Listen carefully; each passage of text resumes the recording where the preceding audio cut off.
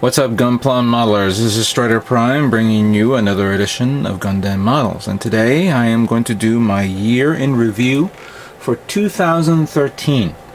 Pretty much I want to review all the Gundam kits that I've made this past 12 months. It's been an interesting journey for me, trying out some new techniques and new painting ideas. Also had the opportunity to try out some new kits that are not Gundam related, and I hope you guys enjoy this little review of all the Gundam kits that I have made, all the model kits that I've made this past year. So let's get started. So my first build for 2013 was this, the 1/1000 scale Space Battleship Yamato from the Space Battleship Yamato 2199 series. Back in the beginning of the year, they were promoting the 2199 series, and they were releasing the OVAs on. Well, actually, they were actually releasing full episodes on Blu-ray before the series began a few months later. And of course, Bandai began releasing this kit, which I was deeply shocked that they decided to make a 1/1000 scale. I was under the impression that maybe they should have made a 1/700 scale to keep in line with normal military model kits, military ship kits, which are at 1/700 scale. But as I was building this, I started to see how well detailed and intricate it was, and how they were able to fix the mistakes that they learned back in the previous years, back in the I would say late 70s, early 80s, when they were making these kits. And who would have foresaw the fleet of other 1/1000 scale kits that Bandai was releasing from the series? Redesigns, reimagined.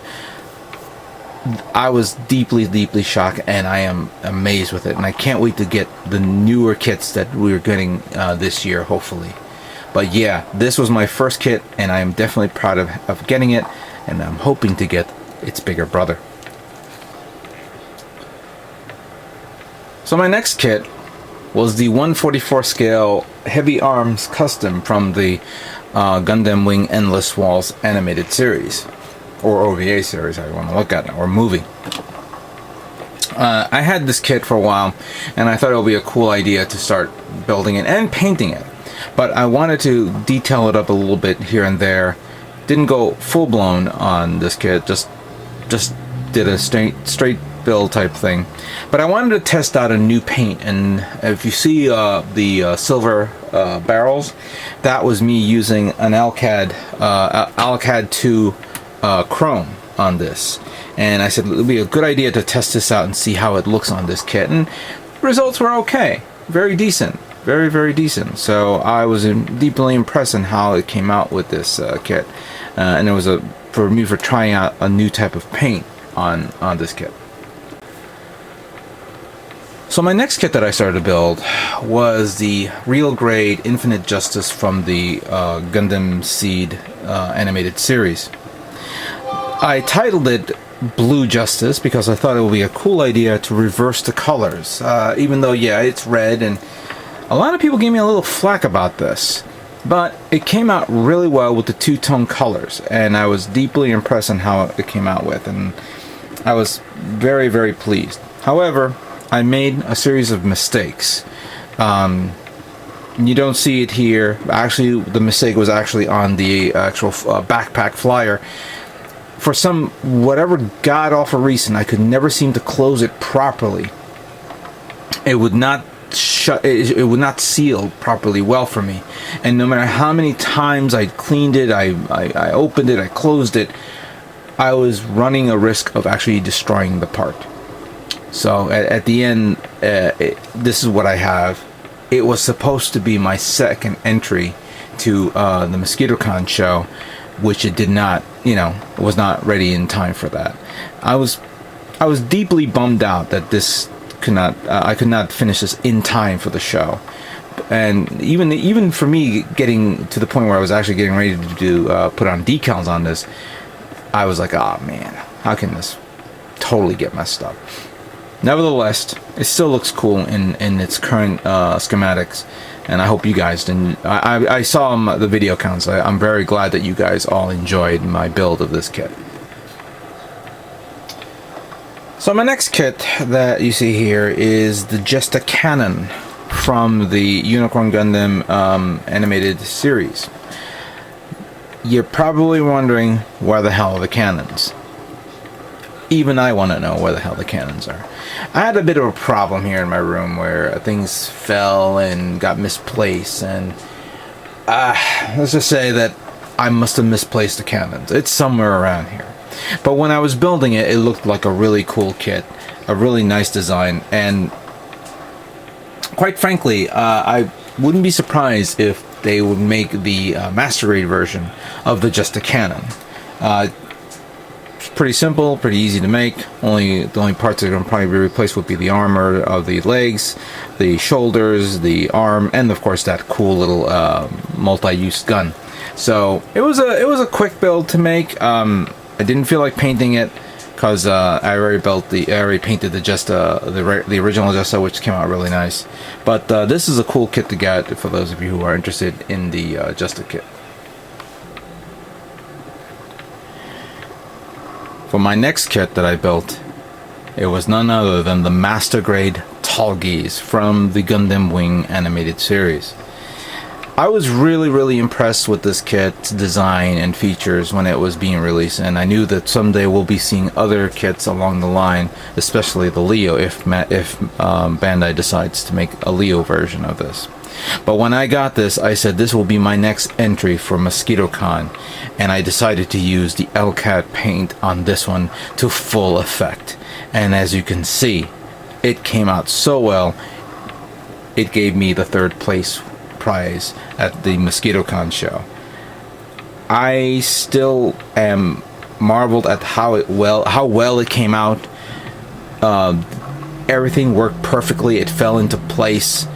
I was thinking maybe I will screw up someplace, but it didn't. It came out really well, and I was really pleased and shocked that I won. And I'd like to thank all of you guys that supported me on this, because this came out really well in LCAT too. I must have really got a lot of people excited in getting this type of paint. Even the people at the show were like saying, "Was that LCAT? I can't believe you did that in LCAT." And I said, "Yes, that was." So again, I was really pleased with this build and my entry to the Mosquito Con show. For my next build, it was the 1/44 scale high grade Seravey and Seraphine build, Trans Am, from the 00 Gundam animated series 2nd season. It was a cool kit to get. I had a lot of the Trans Am kits that I made before, and never got a chance to get around to this guy. It's something to I really like how it is in its Trans Am mode. Of course, now that I'm thinking I thought it was going to be difficult for people to actually make a Trans Am version of the 00 kits, both in the regular 1/100 scale and the no grade and the master grade. But now with the advent of the LCAT paints and things like that, it makes it now a little bit easier to replicate a Trans Am mode with all the sparkles and things like that. I had no problems with building this kit. I think it's a cool idea. Right now I have the Seraphine in its backpack mode, and it does come with the backpack on its own if you want to display the Seraphine, but I decided to leave it the way it is for now, and it looks okay. For my next build, well, as you can see, it speaks for itself. The 1/100 scale master grade Sinanju Stein from the Unicorn Gundam animated series mobile suit variations, I would say. But it is a variation of the Sinanju, where I think the pre-prototype, you could say. Or is it I forget what it was. Either way, this was a very excellent build for me. It was one of my favorite builds. I really liked how big and bulky and just plain old tough this mobile suit is. And when I was starting to prepare for my build, I said to myself, you know what? I want to try some camo pattern like designs on the kit. And I thought this kit had enough surface layers for me to do something like that. I knew at that time I was already preparing to get the OVA version of the Sinanju. But for this, I decided to give this two-tone color of white and gun chrome, or I think it's gun chrome. I think it's silver. I don't know. I have to review my own videos. And then replacing some of the other parts like the white fuel tanks with yellow, and also the little trims on the shoulders. The metallic gray came out really well. The only thing that I'll tell you this, I didn't use any LCAD paint other than on the thrusters, which came out very well as well. And the gun, yeah. Either way, it came out amazing, so well that it won Best Show at New York Comic Con. Yes, I know it should have been decaled, but shut up and let me enjoy the moment. And speaking of Sinanju, here is the OVA version of the Sinanju as well, right here.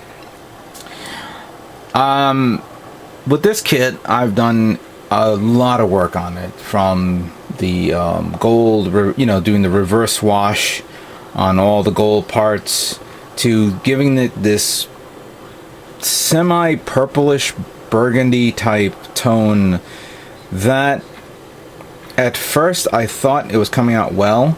Then I realized, holy shit, it's not red, it's turning purplish-ishy. But regardless, it came out pretty well in all aspects. But not enough for me to say, maybe this does not qualify for me to bring it to Comic-Con. And I'm glad I didn't. But it is still a very good paint job, I have to say.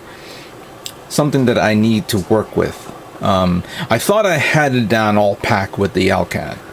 And I said to myself, alright, I gotta figure this out, and hopefully I can correct this on my next build when I use the LCAD again. The Sinanju Stein is a cool kit. Sinanju OVA is a cool kit. The only problem is that massive gun, the hands does not hold it well on this, and no matter what I do, it doesn't seem to want to hold, so I have to keep it in this position. I actually seen people figure it out, but for now I'm going to leave it the way it is. It looks good like that, and its menacing look to it. My next kit was actually the Type 89 base Jabber high grade from, of course, the Gundam Unicorn animated series. I was starting to like, and actually still like, all the now utilitarian vehicles that was showing in the series. The original base Jabber, and then this one. And I know that they're probably going to be making some more later on, or some different types. But this was really cool because it was a space type vehicle, which was used on the Jesta cannon, which I think I showed off on the video before. It was a quick kit to build. Very few parts. The only thing I did to this kit was I replaced the thrusters, the bottom thrusters, with the custom thrusters that I purchased from Hobby Link. It was the builder's parts. So it came out really well. All I had to do was adjust it a bit here and there. Used a little LCAD. The rest was sprayed on, so I didn't have to do any airbrushing. So it was a good build. It was a really good build, and I kind of like this kit. The next kit that I started to work on was the 1/1000 scale Promell assault carrier from the space battleship Yamato 2199 animated series. I didn't realize how big this kit was. Because again, I didn't understand the reasoning why they made 1/1000 scale kits, and then when you put them next to the Yamato, you say, holy shit, this thing is huge. And considering this was not a destroyer type, or a massive war, this was basically a carrier, and carriers were, if you follow real world ships, carriers were huge just to only carry fighters. They didn't have massive, powerful weaponry. They only had defensive weaponry, like the anti ship beam cannon on its on the top, and whatever other defensive weaponry it had. It also had the beam cannon, planetary beam weapon under the fuselage. And then it had these little fighter ships. Right now, this is a scaled up version of it, but they were the smaller ones, which popped out from under the each section of the ship. Very cool, very detailed. I like it. I know that there's a limited version of this. There was a blue one that was pretty much the Imperial Guard version of this. So this one's okay, and I said to myself, you know what? Let me build this. Show it to you guys. I'm kind of glad that I did. I'm getting a lot of positive feedbacks from people that they like it, and I was saying to myself, I gotta continue building these ships. These are really cool ships.